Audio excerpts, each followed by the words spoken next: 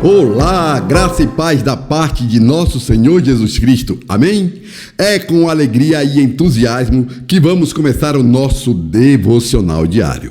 Estamos iniciando mais uma série de mensagens, agora focada em situações cotidianas que carecem de sabedoria para viver o fruto do Espírito. A primeira mensagem, chamada Quando a Pressa Precede a Sabedoria, focou no domínio próprio. Na mensagem de hoje, de título Quando a Insensatez Precede a Sabedoria, vamos trabalhar a fidelidade. Vamos começar a mensagem contando a história do último silêncio de Bonhoeffer. Mas quem foi Dietrich Bonhoeffer? Bonhoeffer foi um dos fundadores da Igreja Confessante, que se opunha à submissão das igrejas ao regime nazista. Ele denunciava o parágrafo ariano e afirmava que não era possível ser cristão e nazista ao mesmo tempo. Sua teologia defendia uma fé ativa, que não se limitava a palavras, mas exigia ação contra a injustiça. Em meio à guerra, Bonhoeffer se envolveu com a Abwehr, um serviço de inteligência militar alemão que abrigava conspiradores contra Hitler. Participou de planos para derrubar o ditador, acreditando que obedecer a Deus estava acima da lealdade ao Estado. Então, em abril de 1943, foi preso pela Gestapo e levado para a prisão de Tegel, em Berlim. Mesmo encarcerado, escreveu cartas e reflexões que se tornaram célebres, como sua crítica à insensatez, a incapacidade de pensar criticamente, que ele via como mais perigosa que a própria maldade. Vamos contar a história de seus últimos dias em um estilo literário que traga uma atmosfera e emoção como se estivéssemos dentro da cela de Bonhoeffer nos seus últimos dias. Ao mesmo tempo, descortinar as informações necessárias ao desenvolvimento da mensagem e ensinamento que o Espírito Santo vai nos trazer. Legal, né? Então, vem comigo que você vai se emocionar com essa história, compreender e ser confrontado com atitudes cotidianas que exigem um posicionamento genuinamente cristão. Vamos lá? O último silêncio de Bonhoeffer. As paredes frias da cela alemã pareciam se estreitar a cada dia. O pastor e teólogo Dietrich Bonhoeffer, agora prisioneiro do regime que ousara desafiar, sabia que o tempo corria contra ele. O eco dos passos dos guardas misturava-se ao som distante dos tiros, lembrando que a guerra estava chegando ao fim. Mas não para ele. Bonhoeffer não era apenas um pastor. Era um homem que acreditava que a fé não podia ser cúmplice da injustiça. Desde os primeiros dias do nazismo, denunciara a submissão das igrejas ao poder de Hitler. Fundara a Igreja Confessante. Pregara que não se podia servir a Cristo e ao Führer ao mesmo tempo. E em silêncio, juntara-se à conspiração que buscava derrubar o ditador. Foi por isso que, em abril de 1943, a Gestapo o levou dali, para nunca mais voltar. Na prisão de Tegel, escrevia cartas e reflexões. Não eram apenas palavras, eram gritos contra a insensatez que dominava a sua geração. Ele percebia que o mal não precisava apenas de homens cruéis, precisava de pessoas comuns, boas até, mas que desistiam de pensar. Contra a estupidez não temos defesa, escreveu. A frase ecoava como uma sentença. A maldade pode ser enfrentada, a insensatez não. Ela repete, obedece, segue a multidão acreditando estar certa. Meses passaram. O fracasso do atentado contra Hitler, em julho de 1944, selou o seu destino. Transferido de prisão em prisão, Bonhoeffer chegou ao campo de Flossenbürg. Era abril de 1945. A guerra estava praticamente perdida para os nazistas, mas ainda havia tempo para mais uma execução. Naquele amanhecer cinzento de Flossenburg, o mundo parecia suspenso entre o fim e o começo. O campo estava mergulhado em silêncio, como se até a própria terra aguardasse. Entre as sombras e uniformes caminhava Dietrich Bonhoeffer. Não era apenas um prisioneiro, era uma chama que se recusava a apagar. Cada passo seu como um rito. O frio mordia, mas não conseguia congelar a serenidade em seu rosto.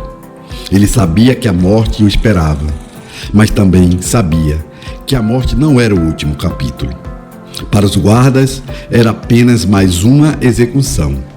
Para Bonhoeffer, era a travessia. Ao chegar ao patíbulo, ergueu os olhos, não para os homens, mas para algo maior.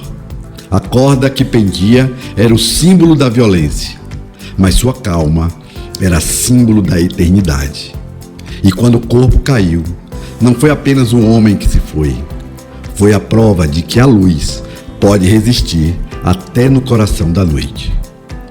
O mal triunfa quando encontra estupidez, mas a coragem de Bonhoeffer mostrou que até diante da escuridão mais densa, uma única centelha pode iluminar gerações. História interessante, não é mesmo? Num período em que o mundo estava imerso em uma grande confusão. Mas se pararmos para pensar, vivemos em tempos de confusão, em que muitas vezes e muitas vozes competem pela nossa atenção.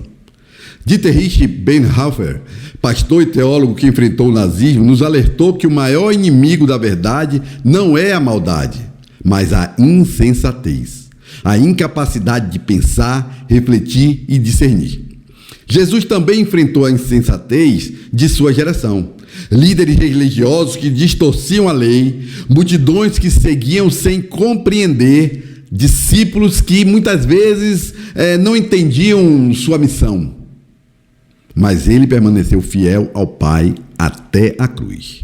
Dietrich Bonhoeffer, teólogo que marcou a história com sua coragem diante de regime nazista, nos alerta que o mal precisa da insensatez para vencer.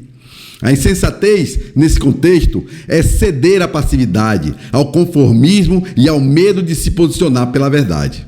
Por outro lado, a sensatez bíblica é resultado de uma mente transformada pela palavra, que discerne e escolhe o caminho da verdade, mesmo quando ele não é mais fácil ou popular. Jesus Cristo nos ensina que a verdadeira liberdade não está em seguir a multidão ou as tendências do momento, mas em obedecer ao Pai. Em João 8, 31 a 32, ele afirma: Disse, pois, Jesus aos judeus que haviam crido nele: Se vós permanecerdes na minha palavra, sois verdadeiramente meus discípulos, e conhecereis a verdade, e a verdade vos libertará. Essa liberdade não é fazer tudo o que se quer, mas escolher o que é justo e bom, mesmo que custe caro. O discernimento, portanto, nasce da fidelidade a Deus e à sua verdade, sendo um ato de coragem e compromisso diante das tentações da insensatez. O apóstolo Paulo reforça essa ideia ao nos exortar em Romanos 12, 2. Confira. E não vos conformeis com este século, mas transformai-vos pela renovação da vossa mente, para que experimente qual seja a boa, agradável e perfeita vontade de Deus. Ser sensato é assim, rejeitar o mal e escolher a liberdade de viver segundo Cristo, mesmo quando isso significa ir contra a correnteza. Quer alguns exemplos? Quem nunca soltou uma mentirinha só para escapar de uma responsabilidade? Quem nunca comprou algo sem precisar, só para mostrar status? Quem nunca entrou numa roda de fofoca e deixou escapar um comentário que poderia ferir alguém? Quem nunca riu de uma piada preconceituosa, fingindo que era só brincadeira? Quem nunca buscou prazer imediato, exagerando na bebida, na festa ou em algum vício, sem pensar nas consequências? Quem nunca virou o rosto diante de alguém que precisava de ajuda, pensando, não é problema meu? Quem nunca seguiu a moda ou a opinião popular, só porque todo mundo faz, mesmo percebendo que aquilo não combina com valores cristãos. Mas quem nunca também escolheu falar a verdade, mesmo sabendo que poderia sair prejudicado? Quem nunca deixou de comprar algo só para impressionar e preferiu a simplicidade? Quem nunca se calou diante da fofoca, preservando a dignidade de alguém? Quem nunca defendeu o que é justo, mesmo quando todos ao redor riam da injustiça? Quem nunca disse não a um prazer imediato, lembrando que liberdade não é vício? Quem nunca estendeu a mão a quem precisava, mesmo sem ter muito para oferecer? Quem nunca foi contra a moda ou a opinião popular, escolhendo viver de acordo com os valores cristãos? A vida é feita dessas escolhas. A insensatez parece fácil, confortável, até normal, mas o discernimento é corajoso, exige fidelidade à verdade, fidelidade a Cristo. E muitas vezes significa remar contra a correnteza. E é justamente aí que se revela a verdadeira liberdade. Viver segundo Cristo, rejeitando o mal e abraçando o bem, mesmo quando o mundo inteiro insiste em dizer o contrário. A fidelidade é apresentada nas Escrituras como um dos frutos do Espírito.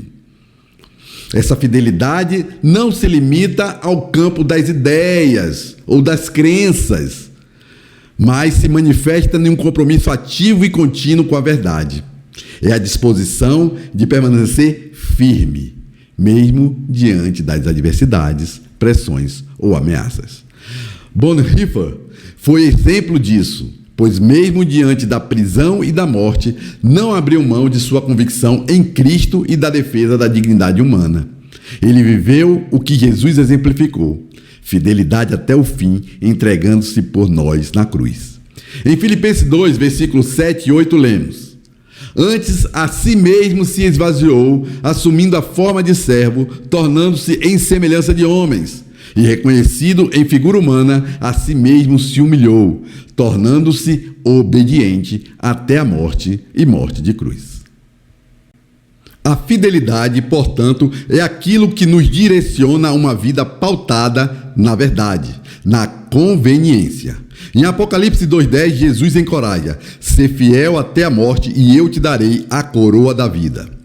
Fidelidade é permanecer do lado da verdade, mesmo quando ela exige sacrifício, pois sabemos que essa escolha tem valor eterno. A fidelidade em Cristo não é em vão, ela nos dá esperança, pois sabemos que não estamos apenas resistindo ao mal, mas caminhando rumo à vida eterna.